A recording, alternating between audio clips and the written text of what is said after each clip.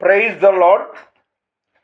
ఈరోజు జూలై 28వ తేదీ 2025 సంవత్సరం సోమవారం 4 గంటలకు వీడియో చూస్తున్న మిమ్మల్ని, మీ కుటుంబాల్ని దేవుడు సమృద్ధిగా దీవించునుగాక.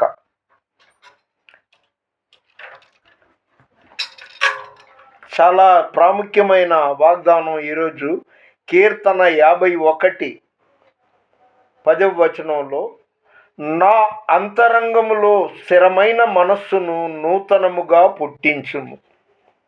మనిషి ఎలా ఉన్నా కూడా వాళ్ళ మనసులో, మనిషి మనసులో అంతరంగం దాన్ని స్థిరమైన మనస్సును నూతనముగా పుట్టించుము. ఇది వాగ్దానం. పునరుత్థానుడనా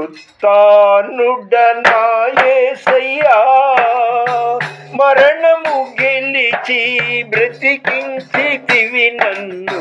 మరణము గెలిచి బ్రతికించితివి నన్ను. స్తుతి పాడుతూ నిన్నే ఘనపరచుతూ ఆరాధించెదనీలో జీవించుతూ. స్తుతి పాడుతూ నిన్నే ఘనపరచుతూ ఆరాధించెదనీలో జీవించుతూ. చెరలోనైనా స్తుతి పాడుచు మరణము వరకు నిన్ను ప్రకటించేదా. చెరలోనైనా స్తుతి పాడుచు మరణము వరకు నిన్ను ప్రకటించేదా. ప్రాణమా కృంగిపోకే ఇంకొంతకాలం. ప్రాణమా కృంగిపోకే ఇంకొంతకాలం. యేసు మేఘాలపై త్వరగా రానుండగా నిరీక్షణ కోల్పోకు నా ప్రాణమా.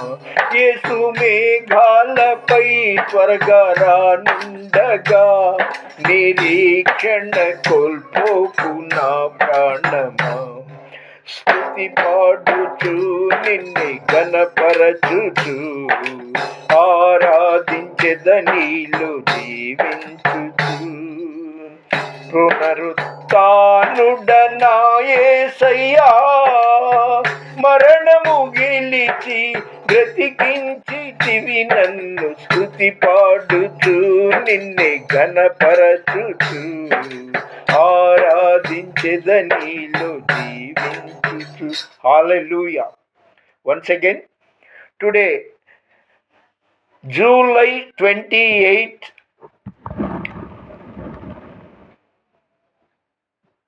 Monday 2025. దేవుడు మనతో రోజు మాట్లాడతాడు. బైబిల్ను పఠించడం కాదు, పాటించే ప్రయత్నం చేయాలి. మామూలుగా ఈ ఉదయం 5 గంటల నుండి 6:15 వరకు దేవుని సన్నిధిలో, దేవుని పాదాల వద్ద గడిపాను. ఆ తర్వాత స్నానపానాదులు అయ్యి బయటికి వెళ్ళి టిఫిన్ చేద్దామంటే బీభత్సంగా ఎండ ఉంది.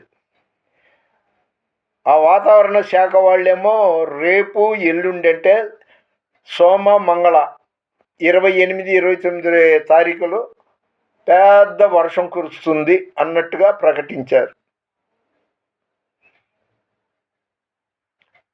సరే, మనం ఏం తినాలి, ఏం కట్టుకోవాలి, ఈ ఆలోచన మనకు ఉండకూడదండి. మత్తయి సువార్త 6వ అధ్యాయం 26వ వచనం అనుకుంటా. ఆకాశ పక్షులను చూడుడి, దేవుడు వాటిని పోషిస్తున్నాడు. అవి విత్తవు, పాత్రలో దాచుకోవు, మీరు వాటికంటే శ్రేష్ఠులు కారా అని దేవుడు అడుగుతున్నాడు. అవునండి, ఐహిక విచారాలు మనం మానుకోవాలండి. ఏం చేయాలి? ఇలాంటి ఆలోచనలు ఇప్పుడు రేపు అనగా మంగళవారం 29వ తారీఖు జూలై నెల ఏలూరులో ఆల్ ఇండియా ఫెడరేషన్ వాట్సాప్ ద్వారా నాకు ఇన్విటేషన్ వచ్చింది. ఏలూరులో అది ఫైర్ స్టేషన్ దగ్గరలో ఏదో హాలు ఏసీ గ్రాండ్ ఏదో ఉంది. సరే, దానికోసం ఎందుకు కానీ ఆ ఫైర్ స్టేషన్ సమీపంలో రేపు ఉదయం 9:30 నుండి 3:30 వరకు ఆల్ ఇండియా పాస్టర్స్ ఫెలోషిప్ వెళ్ళాలని తీర్మానించుకున్నా. దేవుని చిత్తం ఎలా ఉందో, వెళ్ళాలో వెళ్ళకూడదో ఇంకా తీర్మానించుకోవాలి గట్టిగా, కానీ వెళ్ళాలని ఆశ ఉంది. మన దేవుడు నిత్యము సత్యముగా మనకి కనిపిస్తున్నాడు, మాట్లాడుతున్నాడు, ఆకాశం నుండి చూస్తున్నాడు. ఎందుకంటే ఆకాశము ఆయన సింహాసనము, భూమి ఆయన పాదపీఠము. రోమా 1వ అధ్యాయం 18వ వచనంలో కామోసు, భ్రష్టు మనస్సు. సేవకుల సదస్సులో ఇవే ఎక్కువ అండి బాబు. అక్కడ ఎంత ఇస్తారు? ఎవరికైనా అదిగో రేపు మీటింగ్ ఉంది వస్తావా, తోడుగా ఉంటావు అన్న ఉద్దేశంతో ఫోన్ చేస్తే ఎంత ఇస్తారు? అక్కడ తెల్లన్నమా, బిర్యానీయా? ఇదే సేవకుల సదస్సులో మీరు చూడండి, ఎక్కువ శాతం ఫేక్. స్త్రీలే కానీ పురుషులే కానీ. స్త్రీలైతే మరీ స్పీడ్లో ఉంటారు కొందరు. వాళ్ళు మామూలుగా ఆకులో ప్లేట్లో తెచ్చుకొని తినేసి మళ్ళీ చేతులు కడుక్కొని మళ్ళీ వెళ్తారు వేరే కౌంటర్లో. అక్కడ అన్నం తీసుకెళ్ళి వాళ్ళ బ్యాగులో క్యారీ బ్యాగ్ ఉంటుంది కదా, అందులో వేసేసుకొని చక్కా ఏం ఎరగనట్టు ఉంటారు. ఎప్పుడు అలాంటి వాళ్ళు వెనక సీట్లలో కూర్చుంటారు. ఇంకా ఎన్నాళ్ళు నాకు తిండి కావాలి, నాకు డబ్బు కావాలి, నాకు ఇది కావాలి, అది కావాలని. సరే, మరీ పొడిగించను కానీ ఈరోజు నేను ఉదయం టిఫిన్ తిందామనేసి స్నానపానాదులు అయిన తర్వాత బయటికి బయలుదేరదాం అనుకుంటే బీభత్సంగా ఎండ ఉంది. ఈ ఎండకి వెళ్ళటానికి నాకు అబ్బో ఇప్పుడు ఎండలో ఎవరు వెళ్తారులేని బద్దకించానో ఏదైనా కానీ వీడియోలు చూస్తూ కూర్చున్నాను. అందులో అంతర్జాతీయ దైవజనుడు, దాదాపు 10 లక్షల విశ్వాసులున్న సంఘం కలిగిన దైవజనుడు పాల్ యాంగిచో గారి చరిత్ర చూశాను వీడియోలో. ఆ తర్వాత చింతాడ లక్ష్మణాచార్య ఎవరో, బాగుందండి. ఆయన యేసును ద్వేషించిన వాడు. ఒరే మతోన్మాదులారా, ఆ చింతాడ లక్ష్మణాచారి గారి టెస్టిమనీ చూడండి వీడియోల్లో. వాళ్ళని ఎవరు మభ్యపెట్ల, సొంత అనుభవంలో వాళ్ళకి జరిగిన భయంకర సంఘటనలు. అలాంటి వాళ్ళని చూసినప్పుడు వాళ్ళ యొక్క సాక్ష్యాలు, చరిత్రలు చదివినప్పుడు నాకు ప్రేరేపణ కలిగింది. నేను ఎక్కువ సమయం కఠిన ఉపవాసంతో ఉందామని ఈరోజు అంటే జూలై 28వ తారీఖు సోమవారం మధ్యాహ్నం 1 గంట నుండి మోకరించి ప్రార్థన చేశా. ఏమీ తినలేదండి, కానీ వయసు సహకరించట్లా. వృద్ధాప్యం వచ్చింది కదా. ఆశ కలిగిన ప్రాణాన్ని తృప్తిపరిచే దేవుడు మన యేసయ్య. నా కోరిక నెరవేరుద్ది మొత్తానికి, రేపో మాపో ఏమో ఆయన చిత్తమే జరగాలి. అందుకని ప్రియులారా, మనం బైబిల్ చదవాలి. అదేవిధంగా ఏం తోచనప్పుడు టీవీ ఎదురుగా లేదా సోషల్ మీడియా చూసుకుంటూ గడపడం కన్నా సాధు సుందర్ సింగ్, మాషిలామణి గారు, భక్త్ సింగ్, బ్రదర్ భక్త్ సింగ్, హెబ్రోన్ భక్త్ సింగ్ గారు, బ్రదర్ ఏసన్న గారు,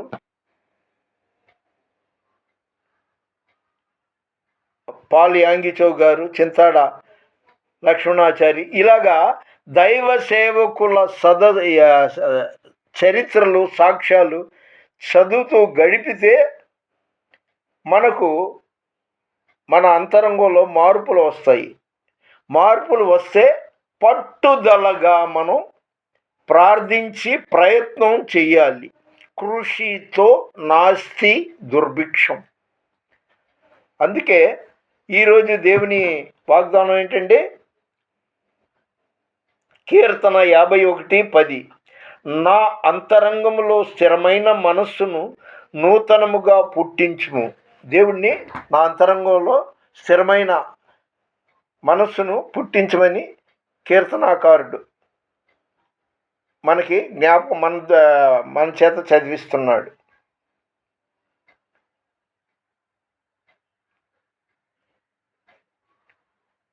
నరుని ఆయువు గడ్డివలేనున్నది, అది అడవి పువ్వు వలె ఇలా పూస్తుంది, అలా ఎండిపోతుంది. మన జీవితం అంతే. నా ఆస్తి, నా ఇల్లు, నా బంగారం ఇలాంటివి ఉంటే తప్పులేదు. అయితే ఎక్కువ శాతం దాని మీద మనసు పెట్టుకోకుండా, నిజ దేవుడు మనం ఎక్కడి నుండి వచ్చాం, మన పౌరస్థితి పరలోకంలో ఉంది అనే ధ్యాసతో మనం ఎక్కువ శాతం ప్రార్థనలో గడిపితే చాలా మంచిదని నా సలహా. నేను ప్రయత్నం చేస్తూనే ఉన్నాను. ఎక్కువ సమయం చేయాలని. నేను నివసించే గది నాకు ప్రతికూలంగానే ఉంది. కాస్త ఒక గంట ప్రార్థన చేసేటప్పటికి మత్తు వచ్చేస్తుంది, నిద్రాశక్తి.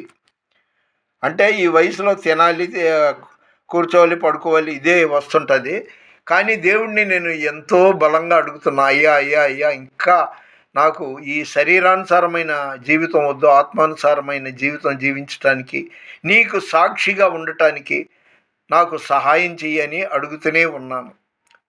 ఇది ప్రారంభం మాత్రమే. ఎందుకంటే నేను 1996 ఆ ప్రాంతంలో ఉండవల్లిలో రక్షణ పొందాను. ఆ తర్వాత 2 సార్లు రెవరెండ్గా అభిషేకం పొందాను. ఆర్డినేషను, గ్రాడ్యుయేషను అన్నీ నా జీవితంలో జరిగింది. కానీ నాకు తృప్తి కలగట్ల. దేవుడితో ఎక్కువసేపు గడపాలి అనే ఆలోచన ఉంది.